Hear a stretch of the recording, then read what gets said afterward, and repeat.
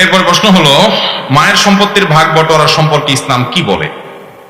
বাবার সম্পদ যেভাবে বন্টন হবে একই পদ্ধতিতে মায়ের সম্পদ বন্টন হবে। বাবার সম্পদে মেয়েরা ছেলেদের অর্ধেক পাবে, মায়ের সম্পদেও একইভাবে লিযযাকারি মিসলু হাজ্জিল উনসায়াইন।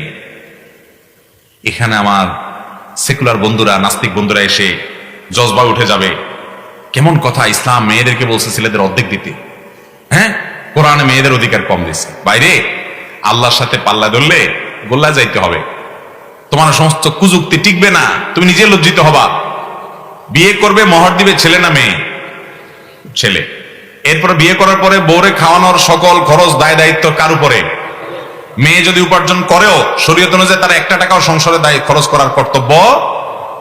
এরপরে মেয়ের বাপের বাড়ি যাবে, মিষ্টির পোটলাটা কিনবে কে? ছেলে। আর মেয়ে সে অন্যের খরচ দেওয়া তো দূরের কথা, তার নিজের খরচও নিজের দেওয়া লাগবে না। বিয়ে হলে স্বামী দিবে, বিয়ে নাই তো বাপ দিবে, বাপ নাই তো ভাই দিবে, কেউ না কেউ দিবে, তার কোনো খরচ সে মহর থেকে পাবে।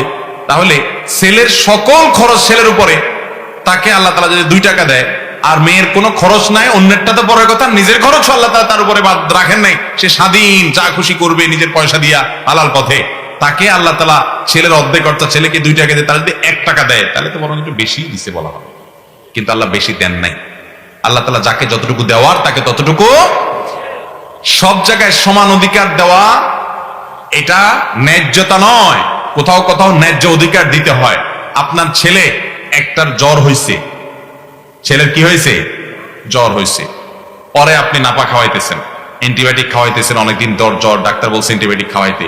এখন আপনার মেয়েটার জ্বর হয় নাই, অসুস্থ, কিন্তু আপনি বলতেছেন না আমি টাকা দিয়ে ওষুধ কিনবো আমার ছেলের জন্য, মেয়েটাও তো আমারই মেয়ে, আমারই সন্তান, তার জন্য আমি টাকা দিয়ে ওষুধ কিনবো না, আমি এই জুলুম করতে পারি না। আপনি অ্যান্টিবায়োটিক আর না পাই না তারাও খাওয়াইলেন।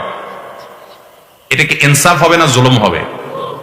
অতএব সব জায়গায় সমান সমান খুঁজতে হয় না, কোথাও কোথাও ন্যায্যতার জন্য কম বেশি করাটাই বরং কি হয় ন্যায্যতা।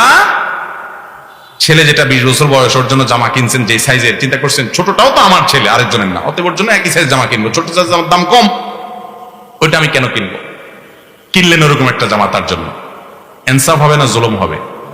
আল্লাহ তাআলা যাকে যা দেয়া দরকার তাকে তা দিয়েছে। তোমার মতো নাস্তিকের পণ্ডিতি করা লাগবে? আমরা আমাদের রবের উপর ঈমান আনছি, আমাদের রব যা বলেছেন ওর চাইতে যৌক্তিক, ওর চাইতে লজিক্যাল, ওর চাইতে প্রয়োজনীয় আর কিছু হতে পারে? অতএব মায়ের সম্পদেও ওই যে হারে বাবার সম্পদে পাবে, একইভাবে ভাই বোনরা বাবার সম্পদের মতোই মায়ের সম্পদেও ভাগ পাবে। এরপরে প্রশ্ন হলো, জানাজা নামাজে সিজদা দেওয়া হয় না কেন? গুরুত্বপূর্ণ প্রশ্ন। জানাজা নামাজ, এটাতে রুকু আছে, সিজদা আছে, তাহলে কেমন নামাজ এটা? রুকুও নাই, সিজদাও নাই, বৈঠকও নাই, শুধু দাঁড়ানো আছে।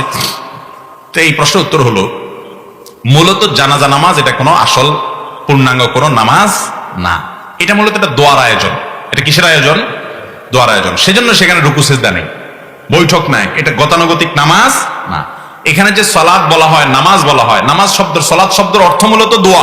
সালাতুল জানাজা মানে মৃত ব্যক্তির জন্য কি, এটা মূলত তার জন্য দোয়ার আয়োজন, সেজন্য দাঁড়িয়ে তার জন্য দোয়া করা হয়। রুকু সিজদা তো আল্লাহ তাআলার প্রতি কৃতজ্ঞতা নিবেদন, এখানে আল্লাহর প্রতি কৃতজ্ঞতাটা মুখ্য না, মুখ্য হলো মুর্দার জন্য কি করা, ওই দোয়ার প্রয়োজনে আল্লাহর প্রশংসা করি, আমরা সানা পাঠ করি, আল্লাহর প্রশংসা আমরা সেখানে করি, ফাতিহা পাঠ করি, দুরূদ পাঠ করে নবীজির প্রতি দুরূদ, যাতে করে দোয়া কবুল হয়।